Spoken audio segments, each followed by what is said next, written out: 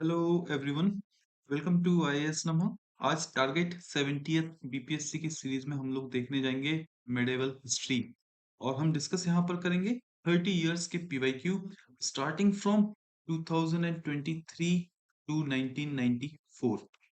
इसके पहले हम लोग एंशियंट हिस्ट्री से रिलेटेड पीवाईक्यूज को डिस्कस अच्छे से थोरली कर चुके हैं। ठीक है। मेरा नाम है कामेश बंसोरिया और अब हम लेक्चर स्टार्ट करते हैं। देखिए, ये क्वेश्चन आया था। सबसे पहले मैं आपको बता देता हूँ कि ये जो पूरी पीडीएफ है जो हमारे इंस्टीट्यूट ने बनाई है, वो आपको हमारे टेलीग्राम हैंडल पर अवेलेबल हो जाएगी। मेरा जो टेलीग्राम हैंडल है वो ये है UAIAS नमहा। आप यहाँ जाएंगे और ये पीडीएफ आप डाउनलोड कर सकेंगे।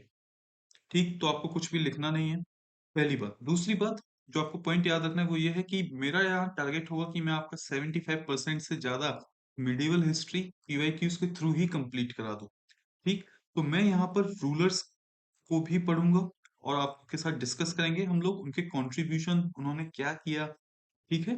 उनकी कोई इंपॉर्टेंट बैटल्स हैं, कब हुई, उनकी क्रोनोलॉजी क्या है, जहां से बेसिकली क्वेश्चंस पूछे जा रहे हैं। ठीक, तो अब स्टार्ट करते हैं। ये पहला क्वेश्चन है और ये क्वेश्चन पूछा गया था 2023 में। विच of the following is not a UNESCO world heritage site. तो देखिए, पीवाईक्यू करने का बेस्ट तरीका क्या है कि आप अपने ऑप्शंस पर भी ध्यान दें और इम्पोर्टेंट टर्म जो पूछा गया है उस पर भी ध्यान दें। तो यहाँ पर हमारा हमको जानना क्या होगा कि यूनेस्को वर्ल्ड हेरिटेज साइट से रिलेटेड हम लोग नॉलेज लेंगे और हम नॉलेज ले लेंगे कि कुतुब मीनार और रेड फोर्ट से रिलेटेड। तो कुतुब मीनार जो है वो 1993, ठीक है, 1993 में यूनेस्को वर्ल्ड हेरिटेज साइट में इंक्लूड की गई थी। वहीं पर रेड फोर्ट 2007 में इंक्लूड की गई थी। ठीक, तो इसका आंसर हो जाएगा सी, इंडिया गेट, जो कि हमारी यूनेस्को वर्ल्ड हेरिटेज साइट नहीं है। देन इनके बारे में देख लेते हैं। यूनेस्को वर्ल्ड हेरिटेज साइट ये जो है ये थ्री टाइप्स की होती हैं। ठीक है, कल्चरल, नेचुरल एंड मिक्स्ड। ठीक, इंडिया के पास अभी 35 कल्चरल साइट्स हैं, 7 नेचुरल और 1 मिक्स्ड साइट है। रिसेंट साइट्स वो हमेशा आप पढ़ के जाइएगा क्योंकि एग्जाम में रिसेंट साइट्स पूछ ली जाती हैं। इवन इवन यूपीएससी में भी रिसेंट साइट्स पूछी जा रही हैं। ठीक, तो अभी 2024 में मोइडेम ऑफ असम को इंक्लूड किया गया था। उसके पहले होयसाला टेम्पल्स, शांति निकेतन, धोलावीरा और ककाटिया रुद्रेश्वर टेम्पल, जिसको हम लोग रमा टेम्पल के नाम से भी जानते हैं। ठीक, तो ये हमने देखा पहला क्वेश्चन। इसी तरह दूसरा क्वेश्चन देखेंगे। Who among the following introduced the Persian festival Nowruz in India. तो देखिए, नौरोज जो होता है वो बेसिकली पर्शियन यानी पारसीज, हम बोले पारसीज का न्यू ईयर होता है। ठीक है, पारसीज का क्या होता है, न्यू ईयर होता है। और in India it was introduced bye बलवन। ठीक, बलवन के बारे में हम लोग आगे अच्छे से डिस्कस करेंगे। अभी के लिए इतना आप समझिए कि Balban was from which dynasty. It was from slave dynasty. ठीक है, it was from slave dynasty. Then one more point is कि ये जो नौरोज फेस्टिवल है वो ईरान और हमारे सेंट्रल एशिया, यानी कि हम बोल सकते हैं मिडिल ईस्ट में बहुत ज्यादा, मिडिल एशिया में बहुत ज्यादा इसको सेलिब्रेट किया जाता है। Then Nathpanthi, Siddha, yogis made devotional religion popular in. ठीक है, पहली बात, नाथपंथीज हो गए, Siddha and yogis, all these three were related to bhakti movement. And bhakti movement की जब हम बात देखें तो it was very much popular in northern India. ठीक है, it was very much popular among the lower caste. ठीक है, लोअर कास्ट के बीच में बहुत ज्यादा पॉपुलर हुआ, नॉर्थ इंडिया में बहुत ज्यादा पॉपुलर हुआ। एंड जो भक्ति मूवमेंट होते थे, ये इनका बेसिक जो मोटिव था वो था कि आप मेडिटेशन करें, आप योगा करें, आप प्राणायाम, जिसको ब्रीदिंग एक्सरसाइज बोलते हैं, वो करें। वहीं पर इनका फोकस था कि ये, इनका मानना था कि through salvation can be achieved by renouncing the world. आप जो मोह माया है उसको त्याग दें, उसके बाद ही आपको मोक्ष की प्राप्ति हो सकेगी। ठीक, तो इस हिसाब से हमारा आंसर हो जाएगा आंसर ए, नदर्न इंडिया। यहाँ मैंने आपको ये सारी बातें एक्सप्लेन कर दी हैं, तो आप ये पीडीएफ में इसको पढ़ लेंगे। Then the arrival of power in India led to the. This is very important question है। ठीक है, तो इस पर अच्छे से ध्यान देंगे और ये कंफ्यूज भी कर देता है लोगों को। So, introduction of gunpowder in the subcontinent, introduction of arcs and domes in the region's architecture, establishment of Timurese dynasty in the region, and introduction of cannons in warfare. देखिए, गन पाउडर बाबर से पहले भी हमारे यहाँ use में आ चुका था, basically bye Mongols. Mongols ने गन पाउडर का यूज, या हम कह सकते हैं गन पाउडर का इंट्रोडक्शन किया था इंडियन सबकॉन्टिनेंट में। आर्क्स एंड डोम्स की जो हम बात करें तो आर्क्स एंड डोम्स दिल्ली सल्तनत के टाइम पर भी देखे गए थे। जैसे आप एग्जांपल देख सकते हैं double dome architecture which was very much prevalent during Lodhi dynasty. मगर establishment of Timurids dynasty in the region, it is true कि ये बाबर के आने के बाद हुआ। और introduction of cannons, basically introduction of cannons, cannons का यूज बाबर ने कहाँ किया था? बाबर ने कैनन्स का यूज किया था first battle of Panipat, Panipat की जो पहली लड़ाई हुई थी 1526 वहां पर। ठीक है, तो इसके बाद हम बाबर के बारे में देख लेंगे। यहाँ पर आंसर हमारा हो जाएगा answer 3 and 4, these two options are correct. So option B. ठीक, gunpowder in India was introduced by Mongols. ठीक है, probably in 13th century. Arcs and domes की हम बात कर चुके हैं। Zahiruddin Mohammad Babar was a descendant of Timur from his father side. अब ये अपने पिताजी की तरफ से तैमूर को बिलोंग करते थे, तैमूर डायनेस्टी से थे। और चंगेज खान के क्लैन को बिलोंग करते थे अपनी मदर के साइड से। इसीलिए कहा जाता है कि बाबर के आने के बाद तैमूरीद डायनेस्टी का फाउंडेशन हुआ इंडिया में। ठीक है, then here are some major war won by Babur. ये कुछ लड़ाई हैं जो आपसे पूछी जा सकती हैं। इस टाइप का क्वेश्चन हुमायूं को लेकर के आ चुका है कि हुमायूं की जो वॉर्स थे आप उनको सीक्वेंस में लगाएं, क्रोनोलॉजी में लगाएं, तो हम उम्मीद कर सकते हैं कि बाबर से भी आ सकता है, इसीलिए हमारे लिए इंपॉर्टेंट है। ठीक, तो फर्स्ट बैटल ऑफ पानीपत 1526 में हुई थी बाबर और इब्राहिम लोदी के द्वारा, जहां पर इब्राहिम लोदी से परेशान होकर के बाबर को बुलाया गया। बैटल ऑफ खानवा ये हुई थी हमारे बाबर और राणा सांगा के बीच में। राणा सांगा इस बैटल से पहले बाबर के ही साथ थे, बाद में उनमें झड़प हुई और उनके साथ बाबर का बैटल हुई। बैटल ऑफ चंदेरी ये हुई 1528 में, एंड बैटल ऑफ घाघरा 1529 में। आपको ये बैटल्स याद रखनी है, अपोनेंट्स याद रखने हैं। इस टाइप के क्वेश्चंस पीपीएससी पूछता रहा है। ठीक है, Which of the following port was called Babul Makkah और gate of Mecca during the Mughal period? देखिए, ये जो बबुल मक्का है या मक्का जो नाम ही पड़ा इस पर्टिकुलर पोर्ट का, वो पड़ा क्योंकि यहाँ से लोग हज पिलग्रिमेज के लिए जाते थे, ठीक है ना? इसीलिए इस पोर्ट का नाम बबुल मक्का पड़ा और गेट ऑफ मक्का पड़ा, और ये पोर्ट है हमारा सूरत का port. Again, it was very much in for used for trade in with Middle East countries and Africa. ठीक, बेसिकली जो पीवाईक्यूज होंगे उनका यूज हम ट्रेंड एनालिसिस के लिए करते हैं। ठीक है, और यहाँ से आप देखेंगे कि जो क्वेश्चंस हैं वो रिपीट हो रहे हैं इनके ऑप्शंस के थ्रू, इसीलिए ऑप्शंस पर भी ध्यान देना थोड़ा हमारे लिए जरूरी है। Futuhat e Alamgiri, this particular book was the work of whom? ये इसमें क्वेश्चन पूछा गया है। ईश्वरदास नागर, भीमसेन एंड हरिदास। ठीक है, तो यहाँ पर आंसर हो जाएगा ईश्वरदास नागर। और इस बुक में बात की गई है औरंगजेब की। ठीक है, इस बुक में किसकी बात की गई है सर? इस बुक में बात की गई है औरंगजेब की, जहां पर यह बताया गया कि Aurangzeb was a promoter of Islam, at the same time he was the oppressor of Hinduism as well. ठीक है, तो ये मैंने यहाँ पर आपके लिए लिख दिया है इसको। देन ड्यूरिंग दिल्ली सल्तनत डेजिग्नेशन मुकद्दम और चौधरी वाज यूज्ड फॉर। देखिए, मुकद्दम और चौधरी, चौधरी आज भी कई जगहों पर लैंड ओनिंग कम्युनिटी को डिनोट करता है ना?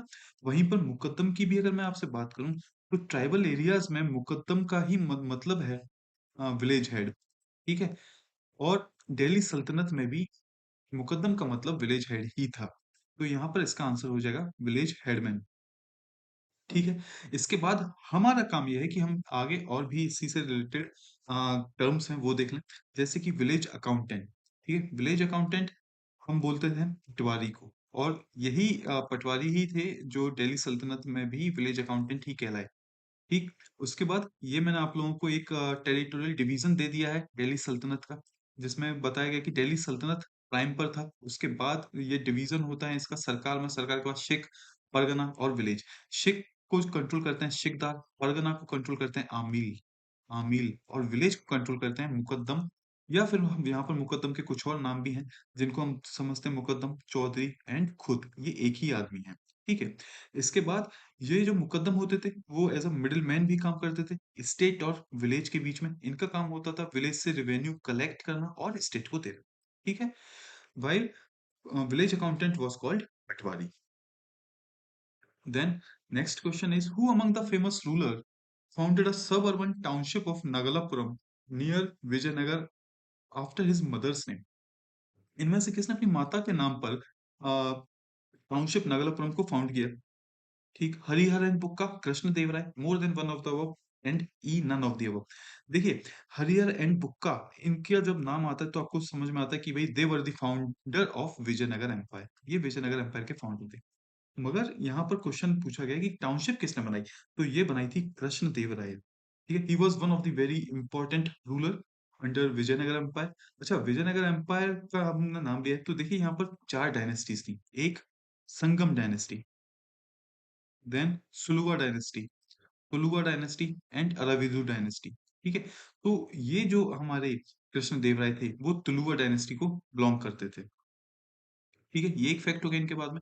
और इनको कृष्णदेवराय के बारे में कहा जाता है कि इनको आज भी आंध्र भोज के नाम से जानते हैं। ठीक? इनका अल्बुकर्क जो पोर्तुगीज़ के गवर्नर थे, उनके साथ फ्रेंडली रिलेशन था। ठीक है?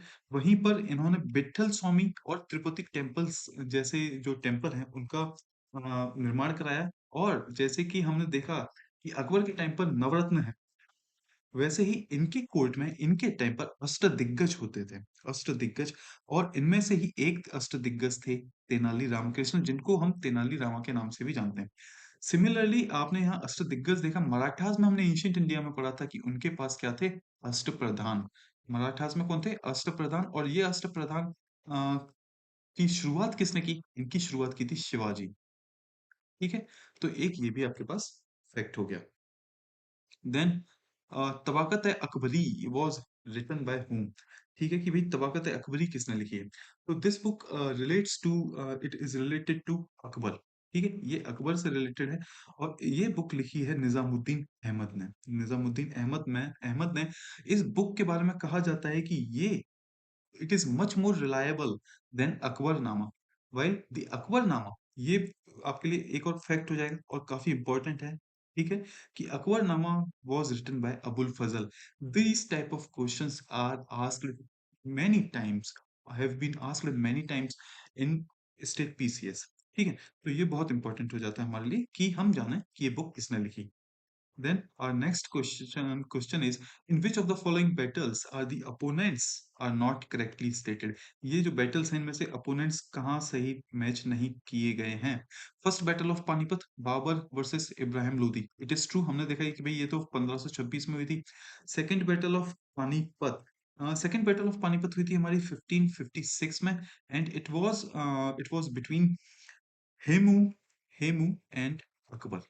ठीक है, हेमू एंड अकबर के बीच में हुई थी। तो ये इसका आंसर हो जाएगा कि हाँ भाई B, second battle of Panipat, ये गलत दिया हुआ है। वहीं पर बैटल ऑफ हल्दी घाटी के बारे में भी देख लेते हैं। बैटल ऑफ हल्दी घाटी was fought between Maharana Pratap and Akbar. It is true and it was fought in, ये कब लड़ी गई थी? ये लड़ी गई थी 1576, 1576 में। अच्छा, हेमू के बारे में ये कहा जाता है कि he was about to win, वो जीतने वाला था अपनी बैटल, जो सेकंड बैटल ऑफ पानीपत। उसी दौरान हुआ क्या कि एक एरो आया और उसकी आई को हिट कर गया। ठीक है, एंड बैटल ऑफ हल्दी घाटी जो कि 1576 में लड़ी गई थी, उसमें मुगल फोर्सेस को लीड किया था मान सिंह ने। ठीक है, then next question is the Muslim ruler whose empire was regarded as a part of Darul Islam। ठीक है, किस मुस्लिम रूलर का एम्पायर दारुल इस्लाम माना गया? बलबन, रजिया, इल्तुतमिश, नसरुद्दीन। ये सभी के सभी, इनमें कॉमन चीज क्या है? आप मुझे इनकी डायनेस्टी बताएंगे तो आप मुझे बोलेंगे कि सर स्लेव डायनेस्टी। देखिए, बीपीएससी में ये पाया गया कि स्लेव डायनेस्टी से बहुत ज्यादा क्वेश्चंस पूछे गए हैं। तो हमारा काम ये बनता है कि हम इस डायनेस्टी को काफी अच्छे से कवर करें। ठीक है, तो बलबन, रजिया, इल्तुतमिश और Nasiruddin, here the right answer is Iltutmish. ठीक, हुआ ये कि 2029 में खलीफा ऑफ बगदाद ने इल्तुतमिश को एक खिल्लत दी। खिल्लत मतलब अ डीड ऑफ इन्वेस्टिचर। और उसके थ्रू ये कहा गया था या ये माना गया था कि जो पार्ट इल्तुतमिश के अंडर में है वह वो पार्ट अब दारुल इस्लाम बनता है। थियोरेटिकली ये माना गया था। और ये जो पूरा वाक्या है, इसके बारे में कहाँ से पता चला? तबाकत ए नासिरी बाय मिनाज उस सिराज। ये नाम आप याद रखिएगा, ये बुक आप याद रखिएगा, इट इज वेरी इंपॉर्टेंट। ठीक है बाबू लोग, नेक्स्ट क्वेश्चन देखते हैं। Who among the following oppose the power of Khalifa? इनमें से किसने खलीफा की पावर का अपोज किया था? सीधा इसमें आंसर मार देना है ई, नन ऑफ दिस, क्योंकि इनमें से किसी ने भी नहीं किया था, है ना? हर कोई खलीफा के अकॉर्डिंग चलता था, या अकॉर्डिंग नहीं चलता था तो उसको अपोज नहीं करते थे, just to appease the Muslim section of the society. Tughril Khan raised a standard of revolt during whose reign? Balban, Alauddin Khilji, Khizr Khan, Firoz Shah Tughlaq. ठीक। इसमें से याद रखेंगे हम लोग, आंसर हो जाएगा बलबन, क्योंकि इन्हीं के टाइम पर तुगरील खान ने क्या किया था? रिवोल्ट किया था। और बलबन जो थे, उन्होंने तुगरील खान को अपॉइंट किया था गवर्नर, गवर्नर अपॉइंट किया था अ, बंगाल का। ठीक है। आफ्टर हिज अपॉइंटमेंट ही डिक्लेयर्ड हिमसेल्फ इंडिपेंडेंट। ठीक है। और जब उन्होंने अपने आप को इंडिपेंडेंट डिक्लेयर किया, उसके बाद टाइटल लिया सुल्तान मुगीस उद्दीन। इस बात के ऊपर बलबन ने क्या किया? तुगरील खान पर अटैक किया और उनको अपना हाजीनगर, जो ईस्ट बंगाल करके जगह है, वहां पर उसको मार दिया। ठीक। Then next is, who was the first Mughal ruler who fought against British? भाई, कौन से मुगल रूलर थे जो ब्रिटिश के खिलाफ लड़े? ठीक है। तो यहाँ पर आंसर हो जाएगा सीधा औरंगजेब। वाई? क्योंकि जो पहला झड़प हुई ब्रिटिशर्स की मुगल से, वो हुई थी 1686 में। And this was the time when Aurangzeb was ruling. इस दौरान, इस समय पर औरंगजेब का ही शासन था। इसीलिए यहाँ पर आंसर है हमारा औरंगजेब। औरंगजेब के बारे में देख लेते हैं। इनका जो टाइम पीरियड था, वो था 1658 से 1707। रफली हम कह सकते हैं 49 इयर्स तक इन्होंने शासन किया। और इनके शासन काल में मुगल एम्पायर अपनी टेरिटोरियल क्लाइमेक्स पर था। औरंगजेब को जिंदा पीर, अगेन वेरी इंपॉर्टेंट, और लिविंग सेंट भी कहा जाता है बिकॉज ऑफ हिज सिंप्लिसिटी। ये हम लोगों ने कई बार सुना है कि औरंगजेब की religious policies was very much against Hindus. ठीक है। इसीलिए उनकी रिलीजियस पॉलिसीज का कई बार डिस्कशन होता है। इसमें से इन्होंने क्या किया? इन्होंने अकबर की जो पॉलिसी थी रिलीजियस टॉलरेंस, उसको रिवर्स कर दिया, है ना? वहीं पर जो प्रैक्टिस होती थी झरोखा दर्शन, जो राजा के द्वारा किया जाता था, उसको भी खत्म कर दिया गया। इनके मानना था कि सिंगिंग और डांसिंग ये जो है वो अन इस्लामिक है, इसीलिए उसको भी कोर्ट में खत्म कर दिया। कॉइन्स के पहले कॉइन्स पर कलमा छप के आता था। इन्होंने, औरंगजेब ने कलमा को भी खत्म किया। नौरोज फेस्टिवल जो हमने देखा कि बलबन ने चालू किया था, उसको भी खत्म किया। और शरिया लॉ को प्रमोट करने के लिए मुतासिब को अपॉइंट किया गया। मुतासिब एक पोस्ट थी, उनको अपॉइंट किया गया just to promote the sharia law. आपको ये पॉइंट अच्छे से याद रखना है, क्योंकि ये रिपीटेड क्वेश्चन होगा। ये बीपीएससी पूछ चुकी है एक बार। ठीक है ना? तो इसके बाद हम अपना नेक्स्ट क्वेश्चन देखते हैं। Which Delhi ruler is known for adopting blood and iron policy? Iltutmish, Balban, Alauddin Khilji, Muhammad bin Tughlaq. आप यहाँ ई ऑप्शन देखिए। पहले आपने देखा होगा कि ऑप्शन डी आया, नन ऑफ द अबव। ठीक है। उसके बाद ऑप्शन ई आया, more than one of the above. अब यहाँ पर एक ही ऑप्शन डाल दिया उन्होंने, E, none of the above and more than one of the above. कहना मैं आपसे ये चाह रहा हूँ कि बीपीएससी अपने ऑप्शंस को चेंज करती रहती है, तो थोड़ा सा माइंड मेकअप करके जाने की, हो सकता है कोई सरप्राइजिंग एलिमेंट एग्जाम में देखने को मिल जाए, है ना? तो ये पूछा गया है, यहाँ पर आंसर हो जाएगा इसका बलबन। बलबन ने क्या किया था कि ये पॉलिसी अपनाई थी। और अभी हम बलबन के बारे में थोड़ा सा देख लेते हैं। बलबन का जो पीरियड था, वो था 1266 से 87 के बीच में। He was also known as Ulugh Khan. और ब्लड एंड आयरन पॉलिसी अपनाई थी just to deal with Mewatis, Rajput zamindar, डकैत। ठीक है। इन्होंने पर्शियन फेस्टिवल को स्टार्ट किया। उसके बाद दीवान ए उनजारत एक डिपार्टमेंट था, उसको सेपरेट किया, दीवान ए अर्ज। दीवान ए अर्ज एक मिलिट्री डिपार्टमेंट है। ठीक है। एक मिलिट्री डिपार्टमेंट था जो कि सेटअप किया गया था बलबन के द्वारा ही। ठीक है। इस पर्टिकुलर डिपार्टमेंट में सेपरेशन किया गया। Then he broke up the Chahalgani system. Chahalgani system को हम समझते हैं चालीसा के नाम से भी। And this system was introduced by Iltutmish. ये इल्तुतमिश लेकर के आए थे, और इसको बलबन ने क्या किया? खत्म किया। Also he introduced sijda and paibos. ये एटिकेट्स थे, एक मैनर थे कि आपको राजा के सामने आना है तो आप क्या परफॉर्म करेंगे? झुक करके जो सजदा करते हैं, ये ठीक है ना? तो ये किसने इंट्रोड्यूस किया? ये किया था बलबन ने। और उनकी थ्योरी थी, थ्योरी ऑफ किंगशिप। ठीक है? और आफ्टर दैट ही आल्सो टूक अप द टाइटल ऑफ जिल्ले इलाही।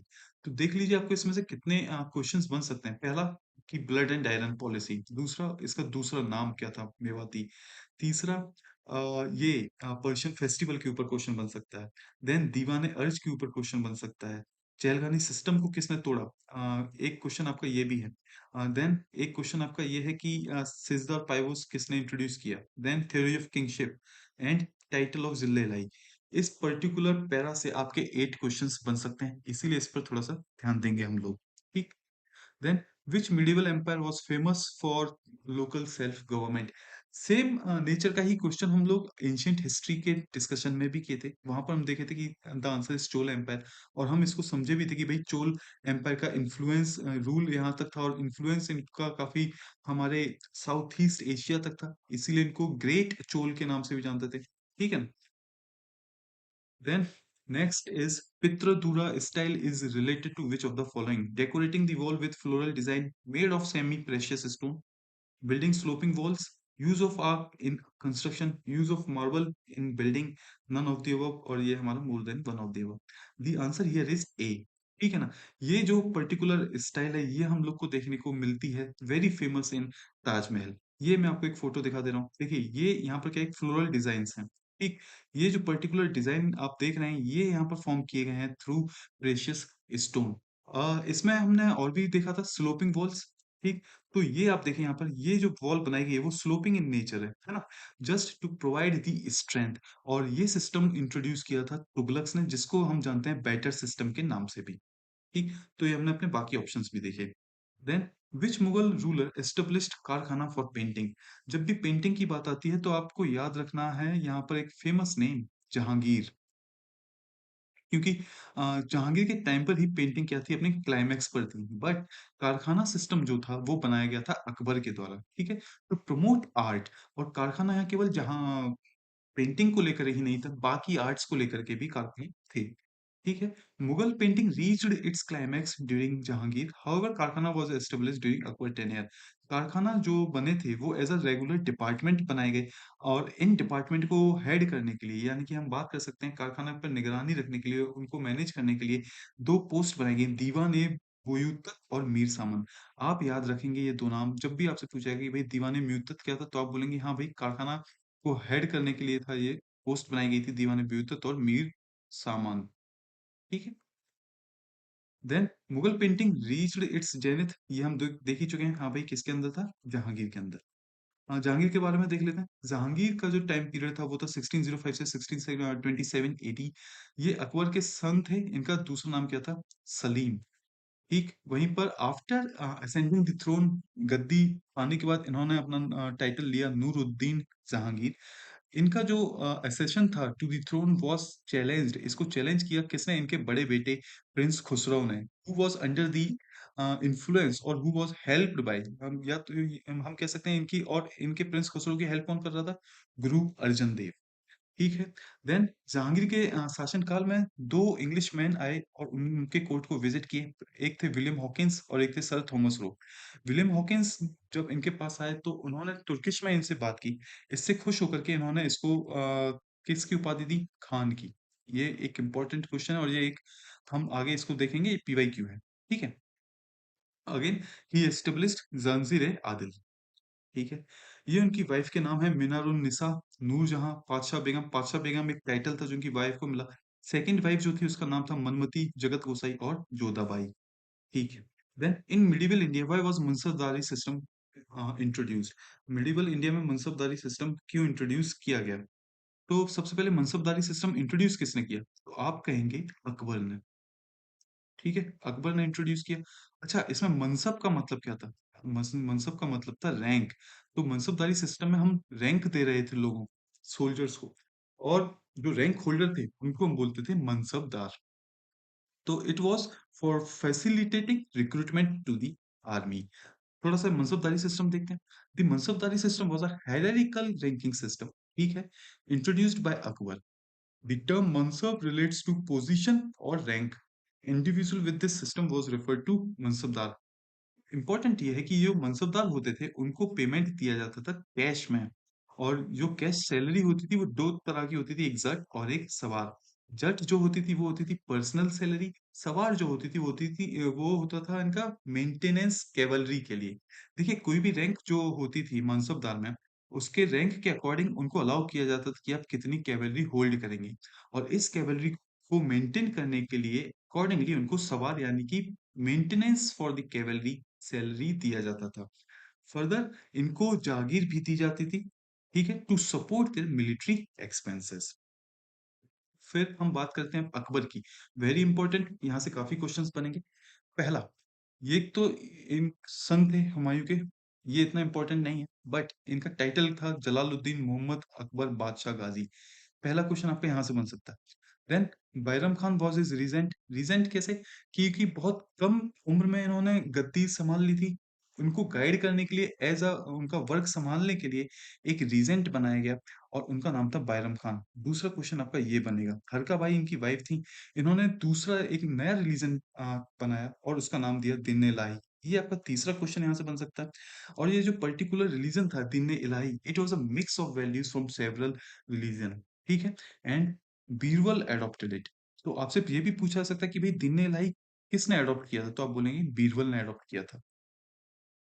फिर Fatehpur Sikri, Agra fort, Lahore fort, Allahabad fort और हुमायूं टूम्ब, ये इन्होंने क्या किए थे अपने दौरान बिल्ड करवाए थे। तो और इनके कोर्ट में और कौन था? इनके कोर्ट में नवरत्न, जो हम बात कर रहे थे कि हाँ भाई नवरत्न थे, वो हमको अकबर के कोर्ट में देखने को मिले। तो ये हो गया हमारा पांचवा क्वेश्चन। आफ्टर दिस आपको ये पता होना चाहिए कि इनमें कौन कौन थे। Famous one are Birbal Todarmal, जो कि इनके फाइनेंस मिनिस्टर थे। अब्दुल रहीम खन्ने खाना, देन मानसिंह जिन्होंने इनकी आर्मी को हेड लीड किया था, एंड अबुल फजल। तुलसीदास के बारे में कहा जाता है कि ये उसके समकालीन थे। Also, Akbar was the one who abolished pilgrim tax. Akbar ने पिलग्रिम टैक्स को एबॉलिश खत्म किया और जिजिया को भी खत्म किया। Jizya was applied on non Muslim. ये नॉन मुस्लिम पर एक टैक्स लगाया जाता था जिसको कि अकबर ने क्या किया, खत्म किया। ठीक है, उसके बाद इबादत खाना बनाया गया अकबर के द्वारा, जहां पर लोग जाकर वर्शिप करते थे, और एक फिलोसफी बनाई गई सुलह कुल। ठीक है, यहाँ पर लोग आते थे और क्या करते थे, डिफरेंट फिलोसफर आकर के किसी भी टॉपिक पर डिस्कशन करते थे। ये था सुलह कुल। इनके द्वारा, या हम कहें इनके कोर्ट में दो फेमस पेंटर हुए, एक का नाम था जसवंत और दूसरे का नाम था दसावन। ये क्वेश्चन भी आ चुका है, ठीक है। तो यहाँ से आप देख सकते हैं कितने सारे क्वेश्चन बन सकते हैं, लगभग लगभग 5 या 6 क्वेश्चन यहाँ से हो गए।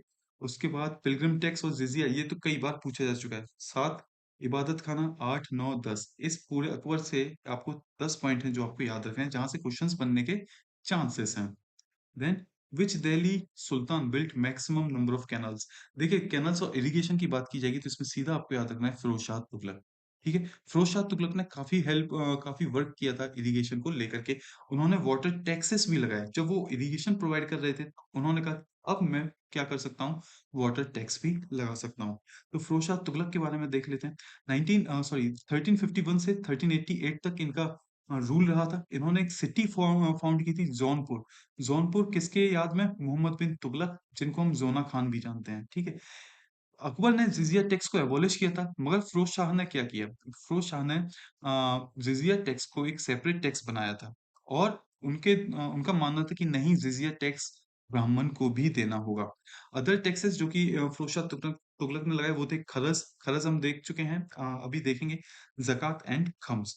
तो ये जो टैक्स हैं वो अभी आपको दिखते हैं। खरज जो है वो हमारा लैंड टैक्स है, जक़ात जो प्रॉपर्टी पे लगता है, और जो खम्स है वो हमारा बूटी, जो वॉर के दौरान जब सैनिक लौटते हैं तो वहां से जो बूटी लेकर के आते हैं उस पर टैक्स लगाया जाता है, उसको हम बोलते हैं खम्स टैक्स। फिर वाटर टैक्स इन्होंने जो लगाए थे वो थे हक के शर्ब एंड हासिल है सर्व। ठीक है, ये आपको याद रखना है। अगला आपका क्वेश्चन यहाँ से भी बन सकता है कि दीवाने खैरात एक जो डिपार्टमेंट था वो किसने बनाया?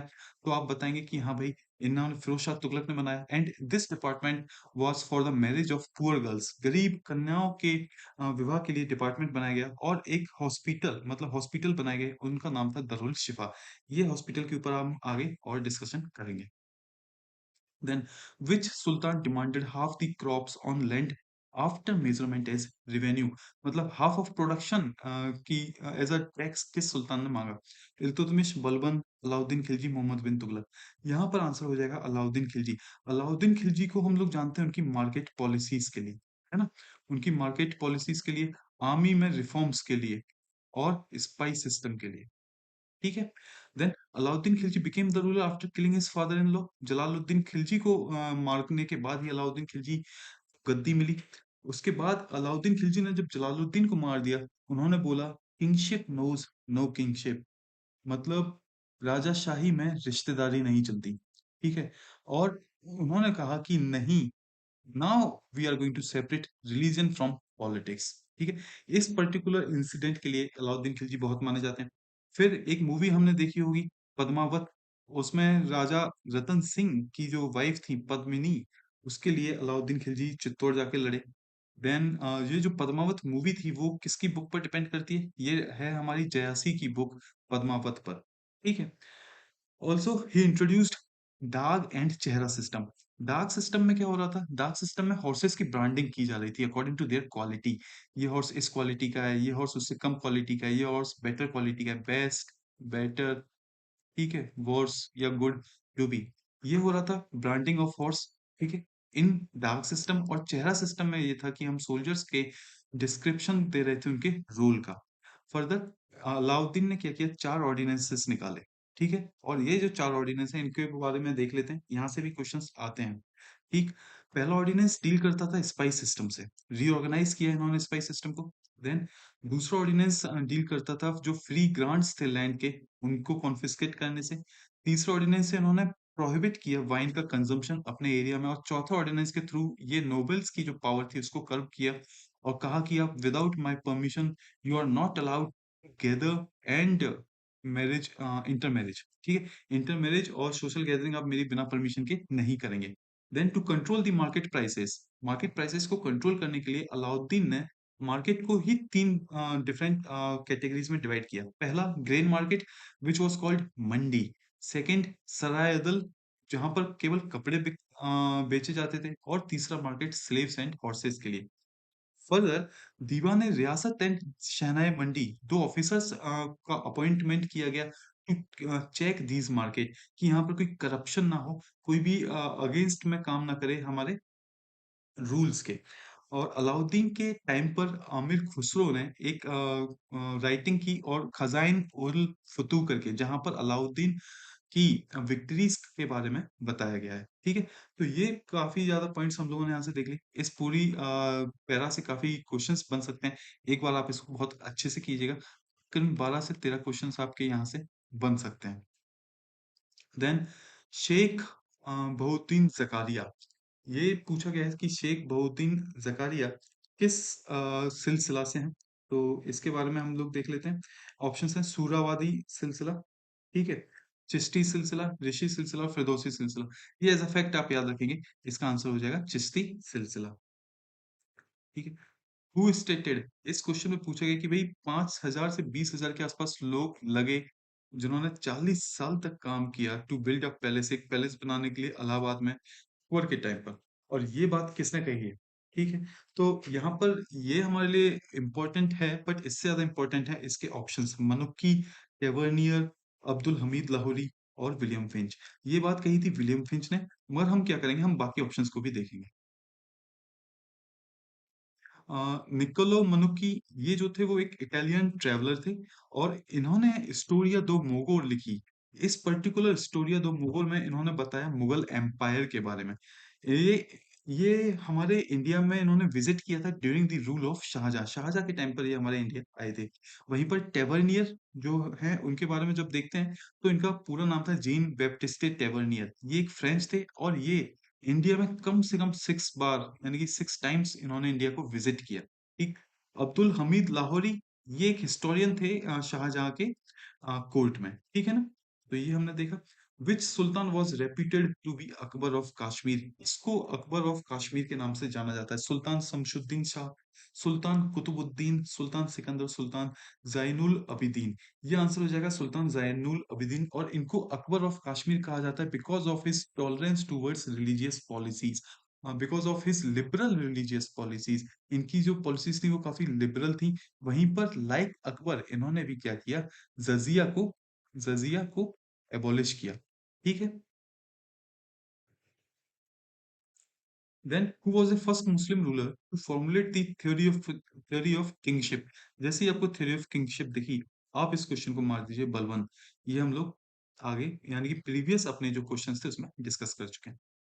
Paper came to be used in India in the, ये एक सिंपल फैक्ट है और यहाँ पर आंसर है हमारा 12th सेंचुरी। इस टाइप के क्वेश्चंस या तो आपको पता होंगे, आपको नहीं पता होंगे। ठीक है? यहाँ आपका कोई एनालिसिस या कोई एनालॉजी काम नहीं कर सकती। Then European paintings were introduced in the court of, हमने ये तो देखा कि भाई पेंटिंग्स के जेनिथ किसके टाइम पर आया, मगर जब बात यूरोपियन पेंटिंग्स की आती है तो ये किसके टाइम पर आया? हुमायूं, शाहजहां, जहांगीर, अकबर। देखिए शाहजहां और हुमायूं अपने पेंटिंग्स के लिए नहीं जाने जाते। ठीक है, यहाँ पर या तो अकबर हो सकता है या जहांगीर, मगर right answer is Akbar. Akbar के टाइम पर ही क्या था कि यूरोपियन पेंटिंग्स आई। ठीक है, उनका इन्फ्लुएंस देखने को मिला। जहांगीर जो थे वो बेसिकली फोकस्ड थे नेचुरल पेंटिंग्स में। ठीक है, paintings of flora and fauna, यानी कि पेड़ पौधे फूल पत्ती, इनकी paintings, paintings of animals.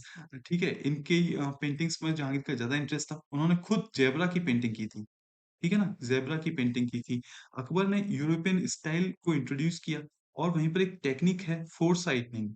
Four साइटनिंग technique, ये पर्टिकुलर टेक्निक भी कहाँ कब देखने को मिली? अकबर के टाइम पर। इस पर्टिकुलर टेक्निक से होता है कि आपको ऑब्जेक्ट्स में 3D इल्यूशन दिखाई देता है। ठीक है, Jahangir promoted natural style of painting and preferred the painting of flora and fauna, ये हम लोग देख चुके हैं। अकबर ने तस्वीर खाना बनाया था, ये भी हम लोगों ने ऊपर देख लिया है। Then who was the ruler when the East India Company was formed? East India Company जब बनी तो उसमें रूलर कौन थे? ये एज अ फैक्ट आप याद रखेंगे और यहाँ पर आंसर है हमारा Akbar. Then Diwan department is related to, ये मैं आपको बता चुका हूँ बलबन के टाइम पर। ठीक है ना, बलबन के टाइम पर, क्योंकि डिपार्टमेंट उन्होंने ही बनाया था। और it is related to finance, sorry defence. ये ऑप्शन डी है। ऑप्शन डी इज फाइनेंस, ये थोड़ा मिस टाइप हो गया यहाँ पे, ये ऑप्शन ई है। ठीक है। देखिए पीवाई क्यूब में भी यही हो रहा है। पहले हम लोगों ने काफी चीजें डिस्कस कर ली शुरू के 20 क्वेश्चंस में। अब हम आगे देखेंगे कि हम रेफरेंस लेंगे और क्वेश्चंस को खत्म करते जाएंगे। ठीक है ना। Then who was the founder of Bahmani kingdom? Bahmani kingdom के फाउंडर के बारे में पूछा गया है। अलाउद्दीन हसन, फिरोज शाह और मोहम्मद गोनबा, असफ खान। तो the right answer here is Alauddin Hasan. Alauddin Hasan जो थे वो एक अफगान ऑफिसर थे। ठीक है, और जब उन्होंने रिवोल्ट किया, रिवोल्ट हुआ था उनका किससे? मोहम्मद बिन तुगलक से। मोहम्मद बिन तुगलक से रिवोल्ट होने के बाद उन्होंने बहमनी किंगडम फॉर्म किया और टाइटल लिया अलाउद्दीन हसन बहमन शाह। ठीक। Then which among the following king, in which among the following, ये इन होगा, in which among the following kings reign Persian traveller, traveller का यहाँ नाम मिसिंग है। Okay, it's Abdul Razzaq. Persian traveller Abdul Razzaq visited India. तो ये पूछें कि भाई किसके टाइम पर आए थे अब्दुल रज्जाक? देवराय, कृष्ण देवराय, कृष्ण राय, या यहाँ पर आंसर हो जाएगा हमारा देवराय सेकंड। ठीक है, तो अब हमारी ड्यूटी क्या बनती है? हमारी ड्यूटी ये बनती है कि जो फेमस ट्रेवलर्स थे हम देखें कि वो कब किसके टाइम पर आए। अब्दुल रज्जाक जैसे कि हमने देखा देवराय के टाइम पर आए हैं। मेगास्थनीज जिन्होंने बुक लिखी इंडिका, ये आए थे चंद्रगुप्त मौर्य के टाइम पर। Ibn Battuta, very famous and very important, इन्होंने लिखा रेला करके एक बुक है, और ये आए थे मोहम्मद बिन तुगलक के टाइम पर। Then next Marco Polo. Marco Polo ये हमारे आए थे रुद्रमा देवी, ककटिया डायनेस्टी से जो बिलोंग करती हैं, उनके शासन काल में। उसके बाद निकोलो कॉन्टी, और निकोलो कॉन्टी आए थे देवराय सेकंड के टाइम पर। Then Jaswant and Daswant were famous painters of, ये मैं आपको बता चुका हूँ और हम इसके बारे में डिस्कस कर चुके हैं। It's Akbar. Answer is Akbar. Akbar के टाइम पर और भी कोई पेंटर थे? बिल्कुल, अब्दुल सामद एंड मीर सैयद अली। आप बोलेंगे सर ये क्यों देख रहे हैं हम लोग? ये इसीलिए देख रहे हैं कि अगर एक बार वो जसवंत वगैरह पूछ चुका है तो चांसेस है कि नेक्स्ट टाइम वो आपको ये पूछ ले कि अब्दुल सामद और मीर सैयद अली किसके टाइम पर पेंटर थे।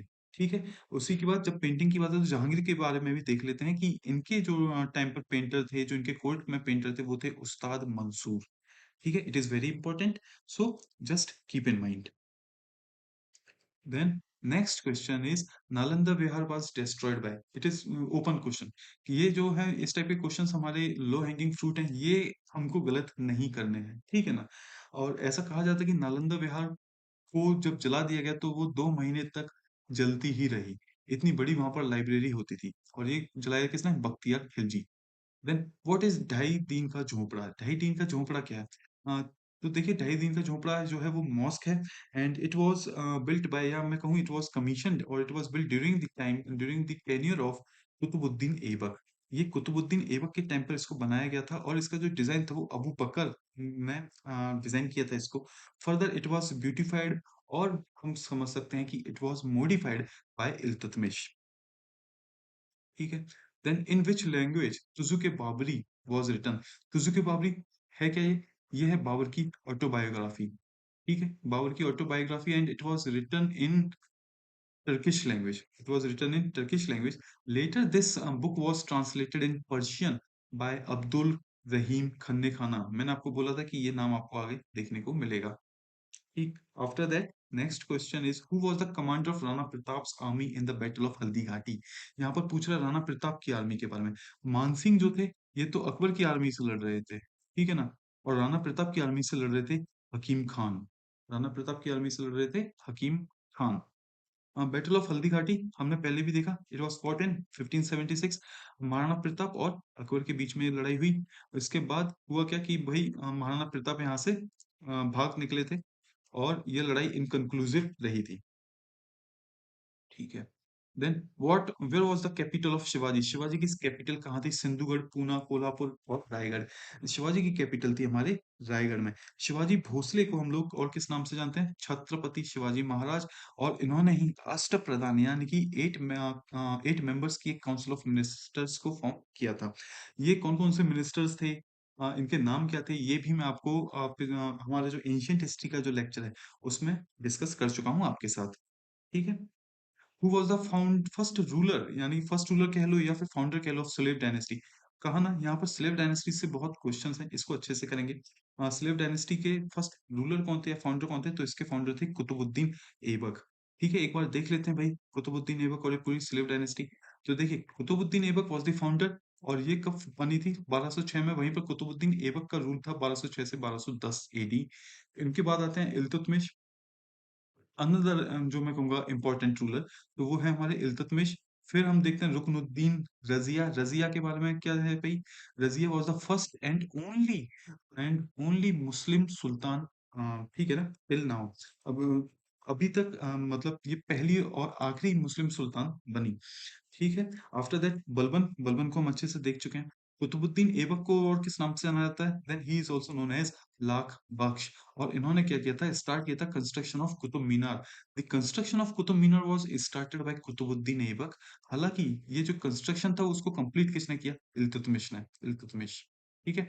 कुतुबुद्दीन और उसके बाद में इल्तुतमिश के बारे में और क्या है कि भाई कि इल्तुतमिश ने टंका एंड जीतल ये दो कॉइन्स निकाले जिसमें कि टंका जो था वो था सिल्वर कॉइन और जीतल जो थी वो थी हमारी कॉपर कॉइन। फर्दर चहलगानी और चालीसा पावर ऑफ 40 जिसको बोलते हैं ये भी किसने किया? इल्तुतमिश ने ही एस्टेब्लिश किए। Then which Muslim ruler abolished pilgrimage tax? Answer is Akbar. ये हम लोग देख चुके हैं।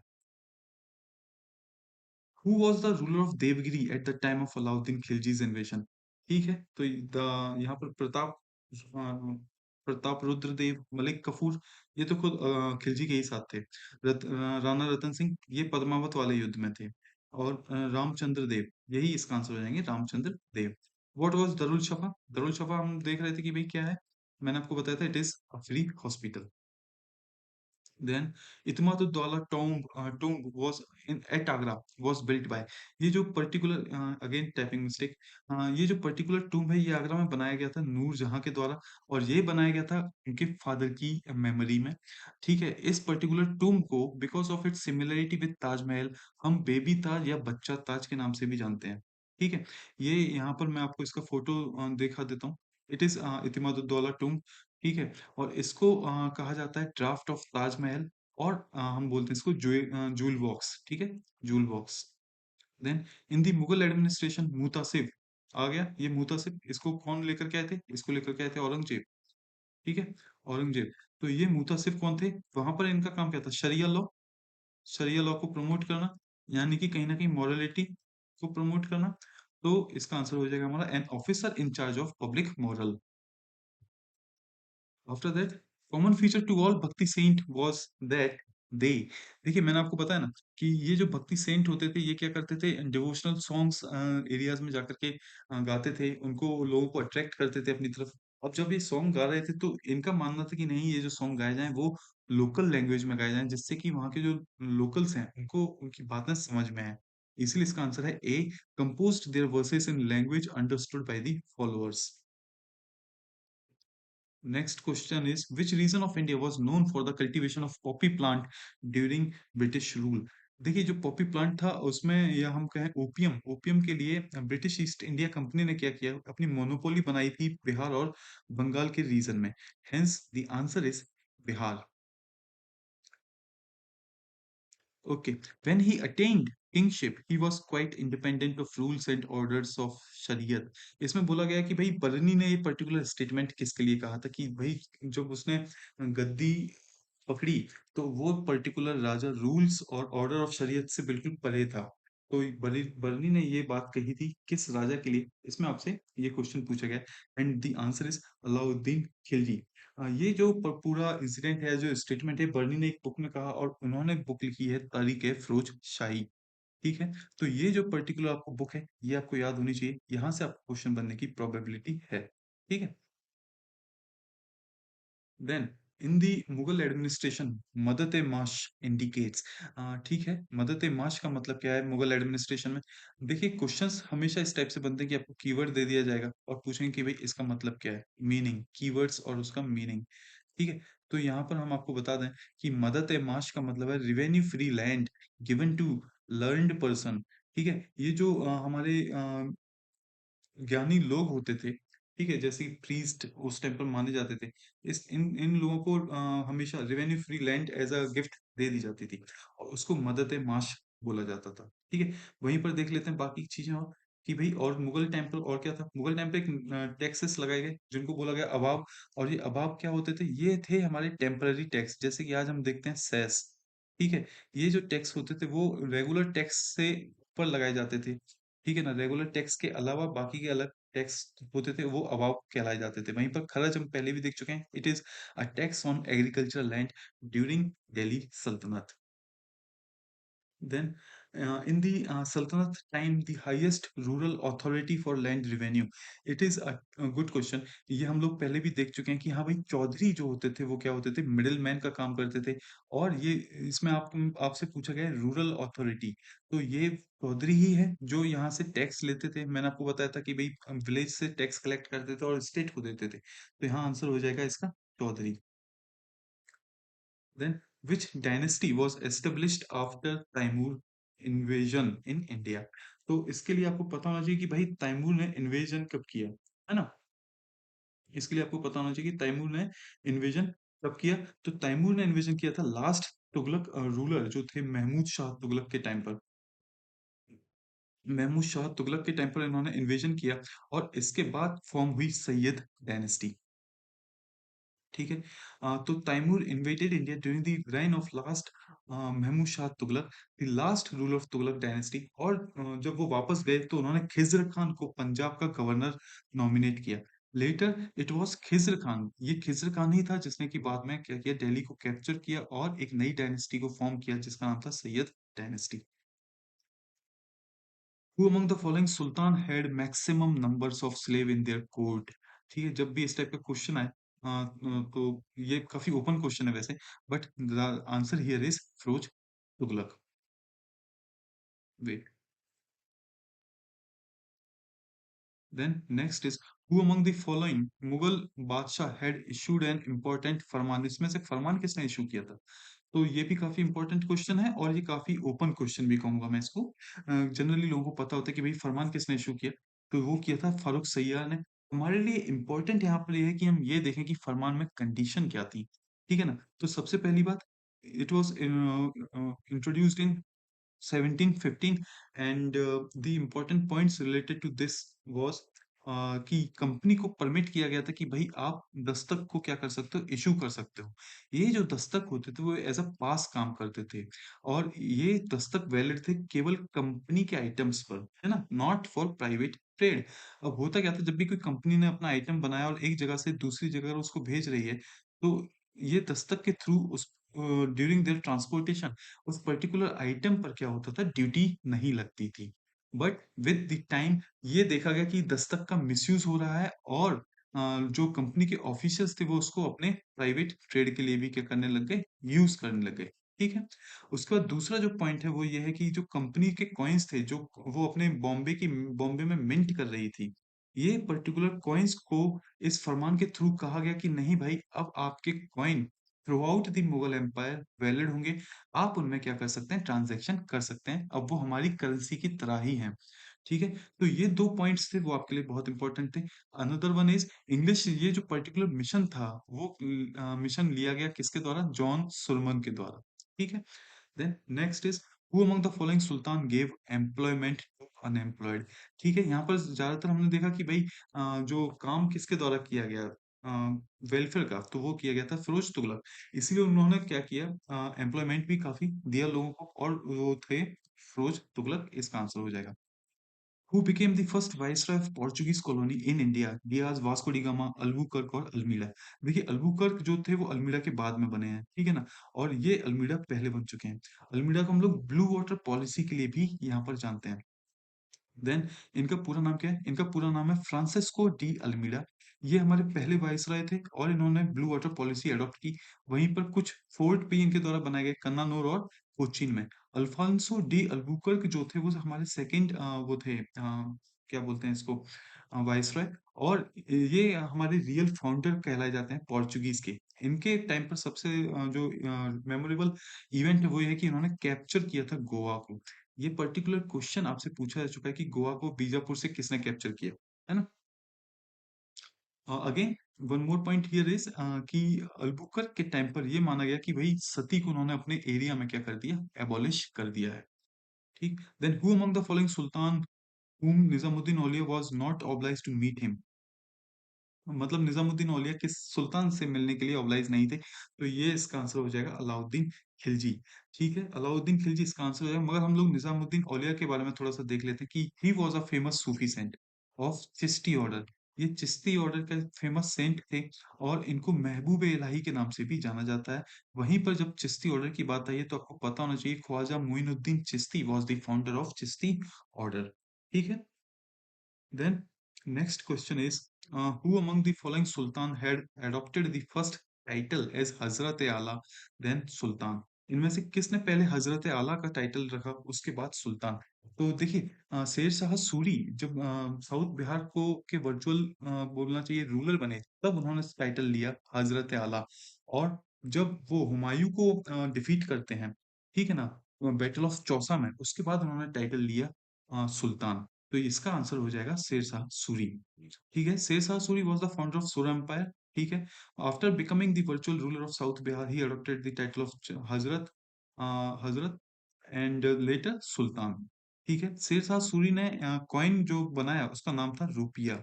और जो हम आज जीटी रोड देखते हैं, ग्रैंड ट्रंक रोड देखते हैं, ये भी शेरशाह सूरी के द्वारा बनाई गई। अगेन बहलोल लोधी की जब हम बात करें तो Bahlol Lodhi was the founder of Lodi dynasty, and he founded Lodi dynasty in 1451। Sikandar Lodhi के बारे में क्या कहा गया है कि भाई सिकंदर लोधी ने गजे सिकंदरी को इंट्रोड्यूस किया। वहीं पर उनको पोएम लिखने का शौक था, और पोएम वो अपने किस नाम से लिखते थे, गुल रुखी के नाम से। ठीक। तो यहाँ से भी काफी क्वेश्चंस बन सकते हैं कि भाई हजरत का टाइटल किसका है, रुपया, ये वेरी इंपॉर्टेंट है, इसको आप याद रखेंगे। गजे सिकंदरी, ये भी काफी इंपॉर्टेंट है। बहलोल लोधी आपसे पूछा ही जा चुका है। ठीक है। तो आप देख सकते हैं कि ये जो हम आपको इन्फॉर्मेशन भी प्रोवाइड करा रहे हैं, हर पैरा से आपके 7 से 8 क्वेश्चन या 10 से 12 क्वेश्चन एवरेज बन रहे हैं, तो इसीलिए इनको अच्छे से पढ़ लीजिएगा। Then, who among the following sultan had taken efforts to improve the quality of fruits? देखिए इस टाइप के जो क्वेश्चंस होते हैं जनरली बुक्स में नहीं मिलते हैं, तो या तो ये सबसे बनेंगे या किसी से नहीं बनेंगे, है ना। आपसे बनता है तो ये आपको एज देगा, but the right answer here is Firoz Tughlaq. Who among the following sultan had established a city where now Agra is? इनमें से किसने सिटी आगरा को बनाया, मतलब किसने एक ऐसी सिटी को बनाया जहां पर आज आगरा है? तो इसका आंसर हो जाएगा ऑप्शन डी, सिकंदर लोधी। ठीक है।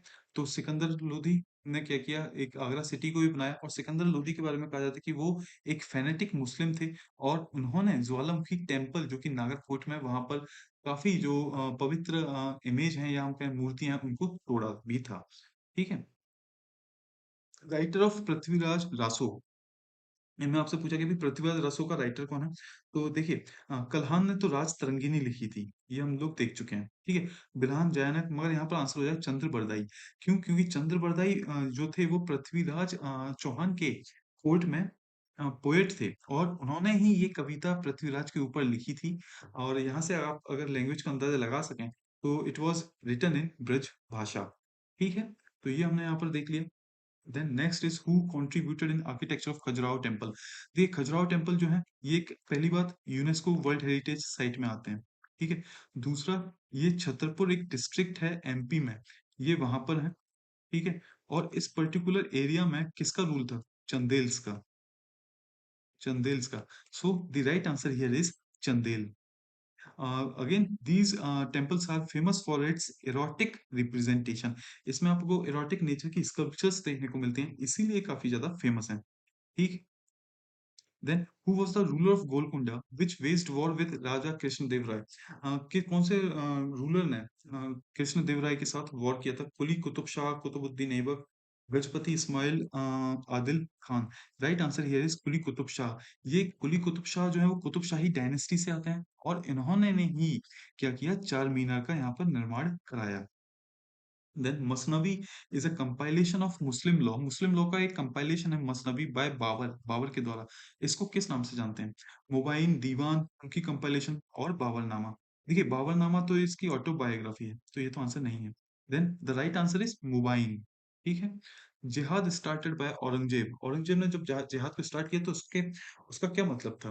देखिए, औरंगजेब चाहता था कि दारुल हब यानी कि ये जो लैंड है, हिंदुस्तान जो है, उसको दारुल इस्लाम में कन्वर्ट किया जाए। ठीक है? जजिया एक टैक्स था और जो जिहाद था, औरंगजेब का मानना था कि वो उसके लिए क्या है, होली वॉर। ठीक है? तो right answer here is option C, holy war. The name of Rani Padmini is connected to Chittor victory of Alauddin Khilji. Her husband name, ये हम लोग देख चुके हैं। ठीक है? तो यहाँ पर उनके हस्बैंड का नेम क्या था? Name is Rana Ratan Singh. Then who was the writer of Tabaqat Nasiri. ये मैंने आपको कहा था, आप इसको याद रखिएगा, इसके बारे में आगे भी देखेंगे। Here the answer is Minhaj उस सिराज। विच सुल्तान मेड अलाई दरवाजा। इनमें से अलाई का दरवाजा किसने बनवाया? ठीक है? तो यहाँ पर आंसर है हमारा इल्तुतमिश बलबन और यहाँ आंसर हो जाएगा हमारा अलाउद्दीन खिलजी। देखिए, ये जो अलाई दरवाजा है वो कहाँ पर है? कुतुब कॉम्प्लेक्स में है। ठीक है? कुतुब कॉम्प्लेक्स में है और इस पर्टिकुलर दरवाजे को हम साउथ गेटवे भी बोलते हैं। साउथ गेटवे ऑफ कुव्वतुल इस्लाम। कुव्वतुल इस्लाम का ये साउथ गेटवे भी कहलाता है। ठीक है? Further it is made up of red sandstone. ठीक। Who wrote Humayunama? Again, this is very open question and low hanging fruit. These type of questions, ये जो क्वेश्चंस हैं ये हमको किसी भी हालत में गलत नहीं करने हैं, है ना? तो these type of questions should be correct at any cost. ठीक है? तो यहाँ आंसर हमारा हो जाएगा Gulbadan Begum. The capital of Qutubuddin Aibak was Lahore, Delhi, Ajmer and Lakhnauti. आप यहाँ पर दिल्ली से कंफ्यूज हो सकते हैं, ठीक है, कि भाई दिल्ली होगा, but the right answer is Lahore. हुआ ये था कि कुतुबुद्दीन ऐबक यिल्दीज करके जब कैंपेन कर रहे थे, यिल्दीज का जब पीछा कर रहे थे, तो वो काफी वेस्ट में चले गए और गजनी तक चले गए थे और वहां से लौटते समय उन्होंने अपनी कैपिटल लाहौर में ही क्या कर दी, सेटअप कर दी। Which famous commander of Alauddin Khilji died during fight against Mongols? Jafar Khan, अल्प खान, उलुग खान और नुसरत खान। तो इसका आंसर है हिजाबुरुद्दीन। हिजाबुरुद्दीन क्यों? क्योंकि जो जाफर खान था वो एक टाइटल था। ठीक है? और उस पर्सन का नाम था Hijabuddin, also known by the title Jafar Khan. Chronologically arrange the four important war fought by Humayun, whose place of war were given below. ठीक है, ये भी थोड़ा गलत हो गया ये टाइपिंग। ये वॉर है, ठीक है? ये वॉर। तो आपको सिंपल इसमें करना है कि ये जो 3 बैटल्स हैं, केवल आप इन 3 बैटल्स को याद रखिए, ठीक है?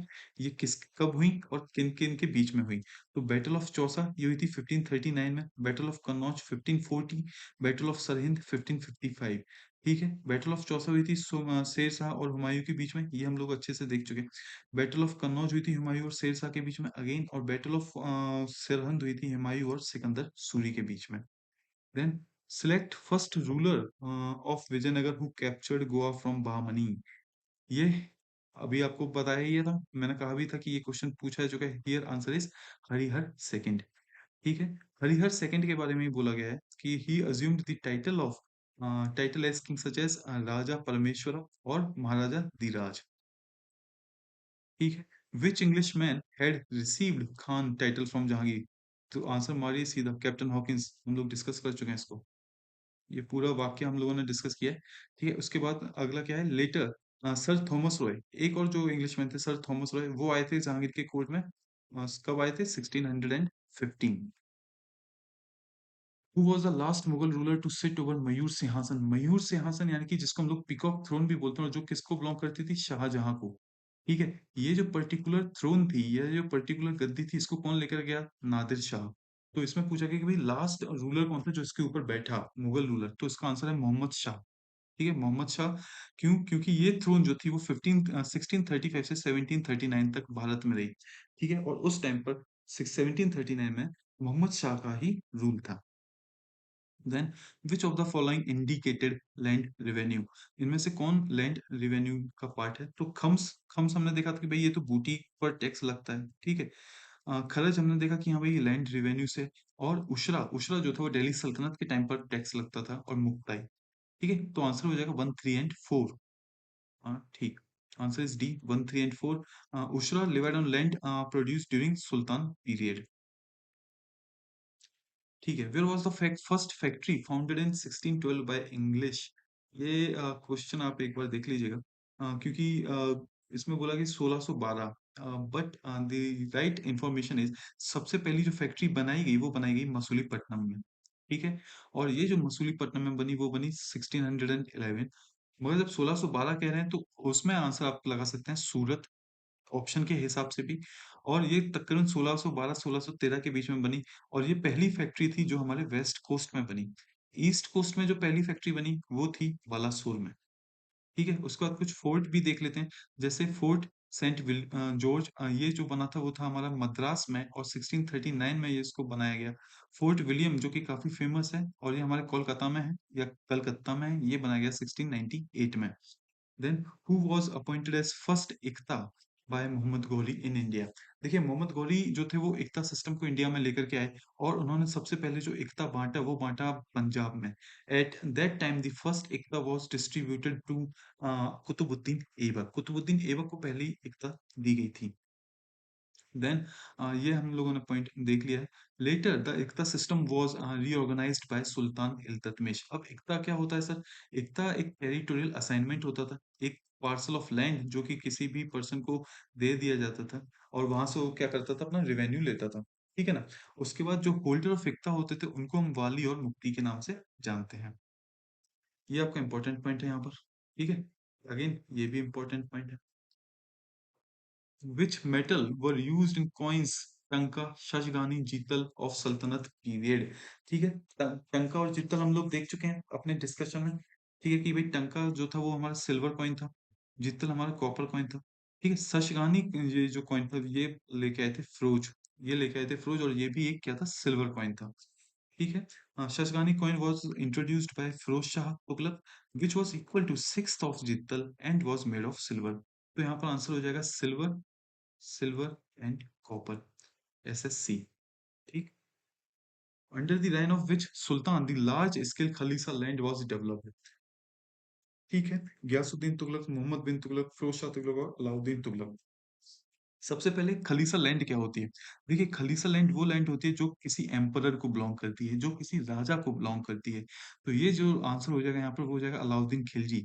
और अलाउद्दीन खिलजी ने लार्ज स्केल पर खलीसा लैंड बनाने के लिए क्या किया था कि लैंड का मेजरमेंट कराया, और ये जो छोटे छोटे लैंड के जो इक्ता थे उनको एबॉलिश किया। ठीक है ना? देन हु रोट बारहमासा। बारहमासा किसने लिखा? देखिए, आमिर खुसरो, इमामी, रस खान और मलिक मोहम्मद जयासी। यहाँ आंसर हो जाएगा मलिक मोहम्मद जयासी। इसके बारे में और देख लेते हैं कि जयासी ने और कौन सी बुक लिखी, तो हम जानते हैं कि भाई पद्मावत लिखी। आमिर खुसरो के बारे में क्या है, आमिर खुसरो जो थे वो निजामुद्दीन औलिया के स्पिरिचुअल स्टूडेंट थे, ठीक है, और उनको फादर ऑफ कव्वाली भी कहा जाता है। ये कव्वाली गलत हो गया यहाँ पर, कव्वाली भी कहा जाता है। ये टाइपिंग की बहुत प्रॉब्लम आ रही है। मैं इंश्योर करूंगा कि लास्ट टाइम नेक्स्ट टाइम से ये ना हो। जो हमारे टाइपिंग मास्टर मैं उनको एक बार इन्फॉर्म करूंगा।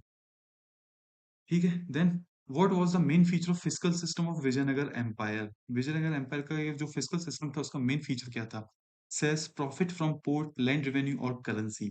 The right answer here is land revenue.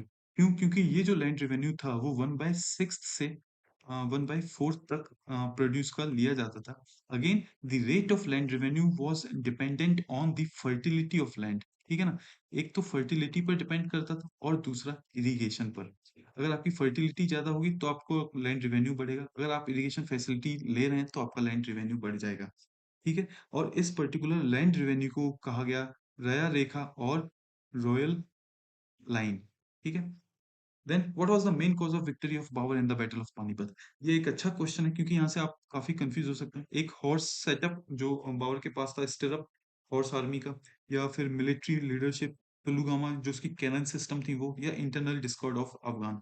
देखिए किसी भी वॉर को जीतने के लिए सबसे ज्यादा इंपॉर्टेंट होता है वो उसकी मिलिट्री लीडरशिप, और यहाँ पर आंसर है इसका हिज मिलिट्री लीडरशिप। ठीक है, देन हु इंट्रोड्यूस्ड जब्ती सिस्टम। जब्ती सिस्टम को किसने इंट्रोड्यूस किया? गयासुद्दीन तुगलक, सिकंदर लोदी, शेर शाह सूरी या अकबर। देखिए ये जो जब्ती सिस्टम है वो लेकर के आए थे शेर शाह सूरी। ठीक है, और इसी जब्ती सिस्टम के बेस पर अकबर के टाइम पर जो उनके फाइनेंस मिनिस्टर थे, ठीक है, वो लेकर के आए। फाइनेंस मिनिस्टर कौन? टोडरमल। ठीक है, अकबर के टाइम पर टोडरमल इसी जब्ती सिस्टम के बेस पर लेके आए तहसाला सिस्टम। ठीक है, इसी से इंस्पायर होकर के आया था हमारा दहसाला सिस्टम। क्यों? क्योंकि टोडरमल जो थे वो शेर शाह सूरी के क्या थे?